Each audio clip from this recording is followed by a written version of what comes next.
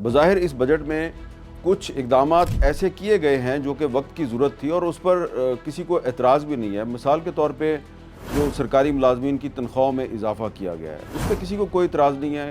पहले ही जो मुलाजमीन हैं उन पर इतना बोझ है, और अगर वो जो मुलाजमीन हैं उनकी तनख्वाहों में इजाफ़ा किया गया तो इसका मतलब है हुकूमत को पता है कि महंगाई में इजाफ़ा हुआ है, इसीलिए मुलाजमीन की तनख्वाहों में इजाफ़ा किया गया है। तो वो जो वज़ीर ख़ज़ाना साहब कहते हैं ना जी कि हमने तो महंगाई जो है उसको कम कर दिया है, तो एक तरफ वो कह रहे हैं हमने महंगाई कम कर दिया है, दूसरी तरफ कह रहे हैं जी कि सरकारी मुलाजमीन की तनख्वाहों में हम इजाफ़ा कर रहे हैं। इसका मतलब ये है कि वो अपनी बात की खुद ही तरदीद कर रहे हैं। डिफेंस बजट जो है उसमें इजाफ़ा किया गया है।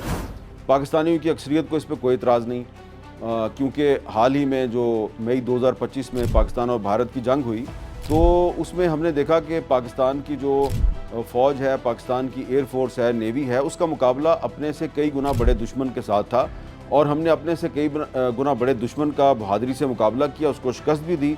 और अब हमें ज़रूरत है मज़ीद मॉडर्न हथियार चाहिए। इसके लिए अगर डिफेंस बजट में इजाफ़ा किया गया है तो उसमें किसी को कोई एतराज़ नहीं है।